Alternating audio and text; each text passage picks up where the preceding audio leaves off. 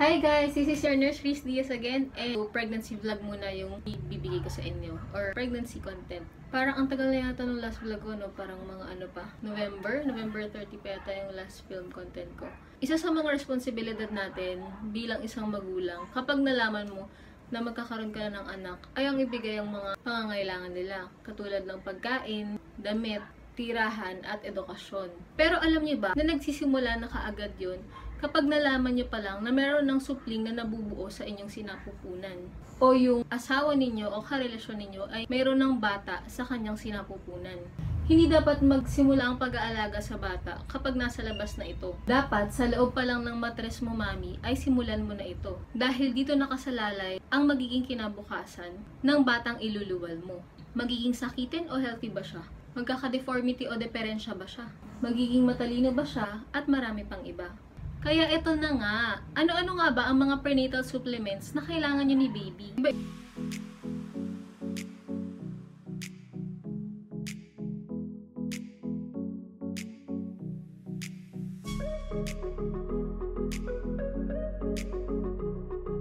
Iba kasi ng mga pwedeng ibigay sa atin, ang mga OB-GYN na tumitingin sa atin or mga health practitioners na tumitingin sa ating mga buntis. Pero itong mga ibibigay ko sa inyong example or mga supplements na ipapakita ko sa inyo, ito mismo yung binibigay sa akin ng personal OB-GYN ko dun sa health facility kung saan ako nagpapatingin, which is sa St. Luke's Medical Center, Bonifacio Global City nga. Doktor ko doon si Dr. Australia Luz. Ito yung sets of supplements na binibigay niya sa akin since sa eldest ko, sa second, and dito sa third baby ko. Hahati-hatiin na lang natin yung arrangement sa kung ano-ano yung mga binibigay sa first trimester, second trimester, third trimester, and yung pag nasa yung term ka na hanggang sa bago lumabas si baby. Tapos, tsaka ko na lang siya isa-isahin kung para saan ba yung mga indications or kung para saan ba yung mga yun. Ito yung binigay sa akin nung second pregnancy ko. Folic acid, vitamin B complex, Hemarate FA, and Dufaston, tsaka meron sodium ascorbate with zinc during first trimester. Kasi pandemic nung pinagbubuntis ko yung second baby ko So, ayan yung sets niya. Ang mga brand ng folic acid na binibigay sa akin is Folicard or Folart.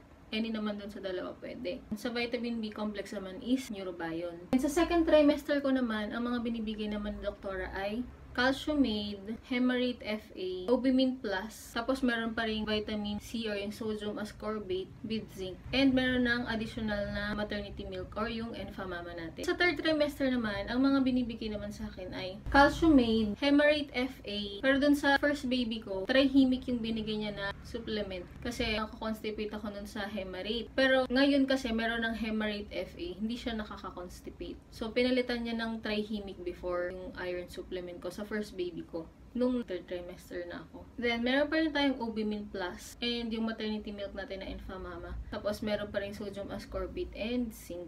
Then, nung pumasok na yung third trimester ko, na nag-36 weeks na ako, yung pa-term na, ang binigay na lang sa akin ni doktora, ang pinakontinue na lang niya ay Hemarate FA and Nitalac, yung iron supplement, tapos yung breastfeeding supplement or galactogogues for milk production. Yun nga yung malunggay supplement, yung Nitalac. Pina-consume na lang niya yung mga natitira ko na Enfamama, yung milk, yung natitira ko ng mga Obimin Plus. Kasi ano na si baby yung malaki na siya. Ayaw naman doktora na ma-CS ako and hindi ko rin naman plan ma-CS. Ayaw naman namin palakihin ng gusto si baby. Kaya nung na-reach naman na niya yung age of viability, nag-term na siya, okay na rin yung weight niya based sa age of gestation niya or based sa edad niya. Pinastop na ni doktora yung pampataba ni baby or yung para mag-reach siya dun sa proper weight. More of yan, waiting game na lang kami nung dulo. Kaya iron supplement na lang. Tsaka nga yung para mas marami akong milk, yung supplement nga for milk production. Indications o para saan ba ang mga ito? Folic acid to prevent neural tube defects. Pinaka-important yan na ma-start na. Yung iba nga, before pa magbuntis or yung mga iba na nagpaplano na magbuntis, nagtitik ng folic acid kasi mas nakakatulong daw siya na makabuo kapag maaga na nag-start ng folic acid. Mainly kapag may baby na, to prevent neural tube defects. Kasi isa sa mga unang organs na nabubuo sa loob ng baby ay heart, or circulatory system niya, saka yung nervous system niya, yung brain and yung spinal cord. Kapag nag-folic acid tayo, ma-ensure na wala siyang magiging deformities doon. Pakita ko na lang sa inyo mga pictures ng mga possible na kulang sa folic acid.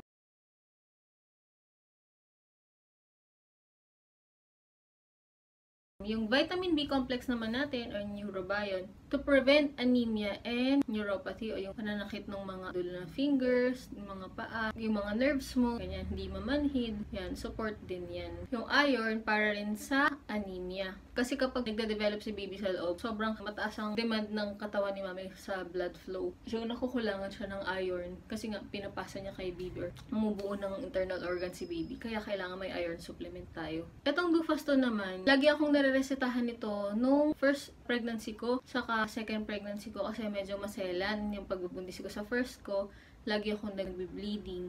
Kailangan ko lagi ng bed rest nun. Tapos, sa second baby ko naman, yun nga, yung sa previous vlog ko, akala namin blighted ovum. So, yun yung pinapatik lang ko ng pinapatik ng Dufaston ni Doc para kumapit pa siya just in case na may magpakitang embryo. Nakakatulong siya sa reproductive health ni mommy and to treat female reproductive cycle disorder such as infertility, irregular menses, and uterine bleeding. It also prepares womb lining for pregnancy and prevention of repeated miscarriages. Pero, lately, dito sa third pregnancy ko, since nga nung nasabi ko kay doktor na walan kami ng helper, tapos alam niya may 2 kids na ako na inaalagaan, medyo active ako dito sa bahay, binigyan niya rin ako ng pampakapit. Pampakapit kasi itong Dufaston. So, ang binigay na niya sa akin is Heragest. Dahil sa ano raw, no, mga present updates or latest updates nila, parang nagkakaroon daw ng effect sa heart ng baby yung Dufaston. Hindi naman lahat, pero parang mayroong mga sa studies, may mga babies na ng mga mommies na nag-take ng Dufaston, is na nagkaroon ng effect. Pero fortunately naman, yung mga babies ko naman, okay naman yung heart nila. Based sa mga screening nung delivery nila. Nilagay ko lang yung Dufaston kasi nga first and second pregnancy ko kasama siya sa mga na-take ko. Itong third lang yung nag-Heragest na ako. So, pagsasamahin na lang natin yung Calcium-Aid and Enfamama kasi calcium din naman siya, yung milk. Meron lang din siyang DHA for brain development. Calcium-Aid and Enfamama, so more of main source of calcium nga kasi maraming kinukuhang calcium sa atin si baby kasi nga gumagawa siya ng body structure niya na nagde-develop siya ng bones, skeletal system niya. Di ba mapapansin nyo, sa mga low-income families, or yung hindi mga nakakapagpa-check up, hindi mga nakakainom ng supplements, kapag ka mararami na yung anak, mga nabubungal na sila, tsaka parang mas brittle na yung bones nila, yun. Kasi mga hindi nakapag-take ng calcium. Pero ang main reason talaga niyan is to prevent preeclampsia or reduce the risk of preeclampsia. Yung tumataas yung blood pressure during pregnancy na kapag hindi na control, kailangan cesarean lang yung mode of delivery mo kasi bawal ka mag-labor pagka may preeclampsia ka. So, ang manifestation din ng preeclampsia ay mataas yung BP mo and may protein ka sa urinalysis mo.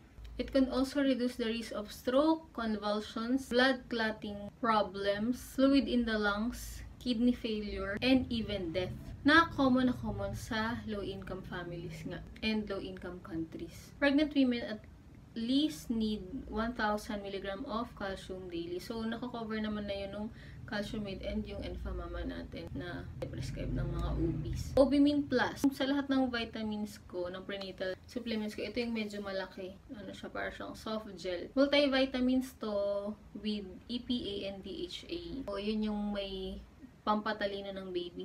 So far, okay naman yung effect sa mga babies ko. Yung eldest ko and yung second ko, pareho silang bright. Pareho silang mabilis yung pick up, mabilis turuan. Kaya tingin ko, maganda yung naging effect. Syempre, pwedeng meron pa ring factor yung genes, pero nakadagdag rin siguro yung supplements or yung pagsusupplement ng OB-Min Plus. Yung iba tinatamad inumin to kasi nga malaki siya. Meron akong ka-work nun before sa first pregnancy ko. Kasabay ko siya magbuntis. Tapos binibigay na lang niya sa akin yung OB-Min Plus niya kasi nga nahihirapan siyang inumin. Tsaka tinatamad siyang inumin kasi nga ang laki niya. Pero yun, tiisan na lang para sa well-being ni baby, para magandang development niya, diba? Ang main purpose niya, it helps prevent preterm labor and delivery.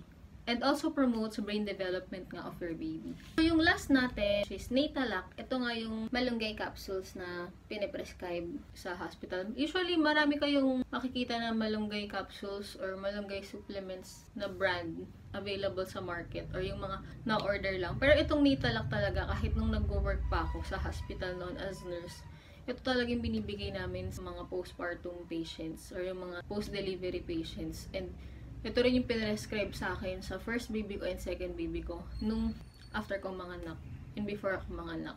So hanggang ngayon sa third, ito pa rin yung binigay ni doktora sa akin for breastfeeding supplement. It's made from high-quality young malunggay leaves. Health food supplement used as an antioxidant and anti-stress nutritional regimen. Ang malunggay kasi, it's a high source of iron din and calcium. Vlog ko na Galactogogs, nilagay ko naman dun yung mga benefits niya and kung ano-ano yung mga mainly vitamins na nandoon. It can prevent iron deficiency anemia, enhances lactation, and increases milk volume of breastfeeding mothers. Maganda talaga ang malunggay. Kaya kung after delivery nyo, meron kayong kakilala na may tanim na malunggay, kontratahin nyo na lagi kayong magpapahingi sa husband nyo or sa kasama nyo sa bahay. Kasi maganda siya i-incorporate sa lahat ng dishes para mas marami tayong milk supply. Mas maraming mainom na milk si baby, diba? So, ayun na nga. Kagaya ng nasabi ko sa inyo, pwedeng iba-iba yung mga supplements na ibigay sa atin ng mga OB-GYN natin. Pero ito, yung set ng supplements ko na binibigay sa akin sa St. Luke's ng OB ko.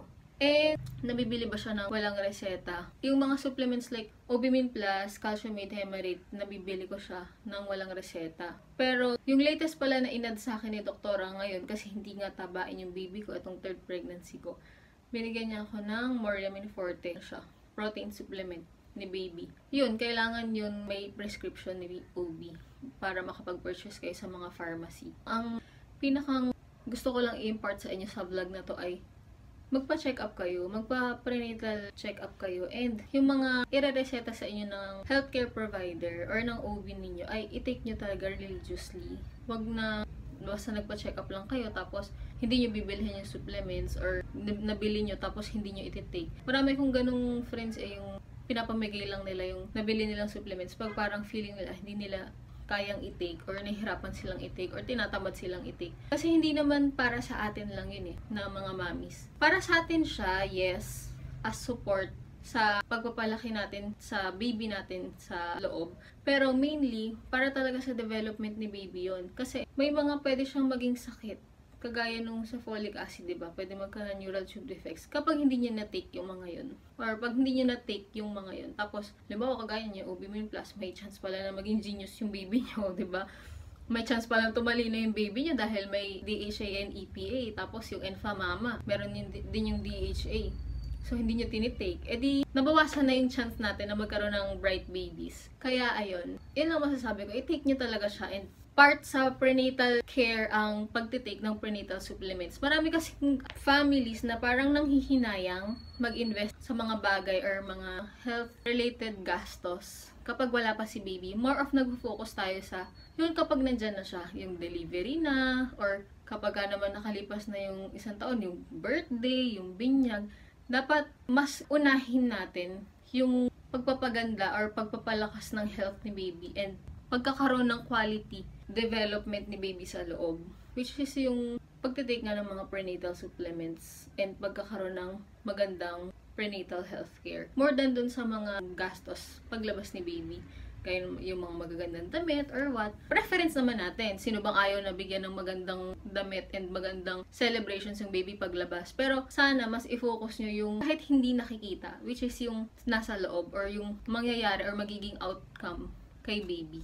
Dahil sa mga gagawin nating sacrifices. Yun lang. Kung may questions kayo or clarifications or kung may mga hindi ako naisama, don't hesitate to message or to comment down below. And kung hindi pa kayo nakasubscribe sa channel ko, please don't forget to subscribe. And kung nakatulong sa inyo tong video na to, please don't forget to hit the like button. Pasensya na medyo hinihingal na ako kasi ang laki na ni baby. So thank you! See you on my next video!